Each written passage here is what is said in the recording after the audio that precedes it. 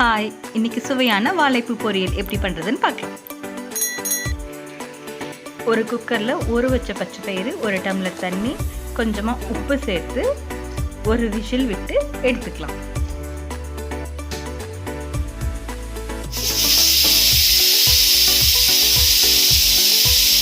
நான் வாழைப்பூ க்ளீன் பண்ணி வச்சுருக்கேன்.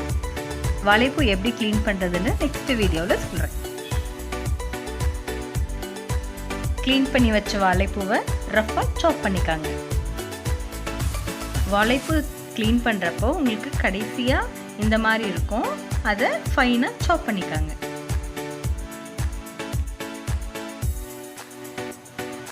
ஒரு பாத்திரத்தில் 1 லிட்டர் அளவுக்கு தண்ணி ஊற்றிக்கலாம். இப்போது தண்ணி நல்லா கொதிச்சு வரப்போ கட் பண்ணி வச்சுருக்கிற வாழைப்பூவை அதில் சேர்த்துக்கலாம். தேவையான அளவு உப்பு, கொஞ்சம் மஞ்சள் தூள் சேர்த்து ஒரு ஆவி வேக வச்சு அதை வடிகட்டி எடுத்து வச்சுக்கலாம்.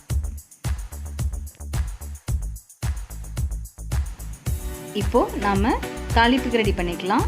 அதுக்கு 2 வெங்காயம், வெள்ளை பூண்டு, பச்சை மிளகாய் எல்லாம் கட் பண்ணி வச்சுக்கலாம்.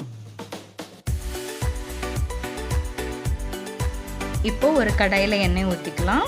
எண்ணெய் காஞ்சதும் அதில் 1 ஸ்பூன் கடுகு சேர்த்துக்கலாம். கடுகு நல்லா பொரிஞ்சு வரட்டும். அடுத்து மிளகா சேர்த்துக்காங்க. மிளகா பொரிஞ்சதும் வெங்காயம் சேர்த்துக்கலாம்.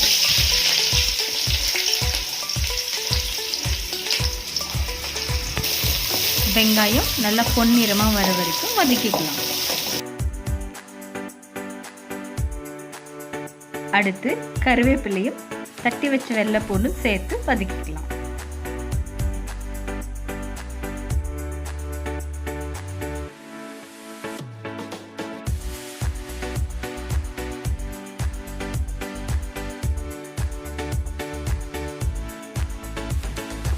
இந்த ஸ்டேஜில் கொஞ்சமாக சீரகம் சேர்த்துக்கலாம். நல்லா மணமாக இருக்கும்.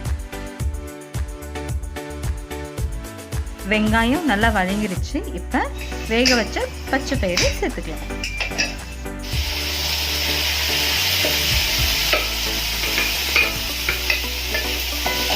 பச்சை பயிரை நல்லா சேர்த்து கலரிக்கலாம். வேக வச்சு வடிகட்டின வாழைப்பூவை பச்சை பயிறு கூட சேர்த்து நல்லா வதக்கிக்கலாம்.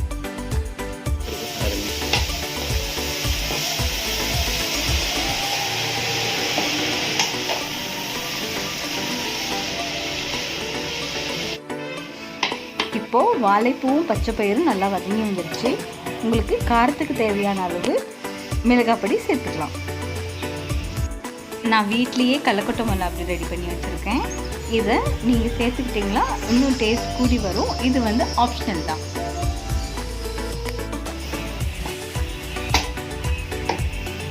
ஃபைனல் டச்சாக உங்களுக்கு உப்பு தேவைப்பட்டால் சேர்த்துக்காங்க. எனக்கு உப்பு கம்மியாக இருக்குது, அதனால உப்பு ஆட் பண்ணிக்கிட்டேன். சுவையான ஹெல்தியான வாழைப்பூ பொரியல் தயாராகியிருக்கு. நீங்களும் வீட்டில் ட்ரை பண்ணி பாருங்கள். இந்த வீடியோ பிடிச்சிருந்துச்சுன்னா லைக் பண்ணுங்கள், ஷேர் பண்ணுங்கள் அண்ட் சப்ஸ்கிரைப் பண்ணுங்கள்.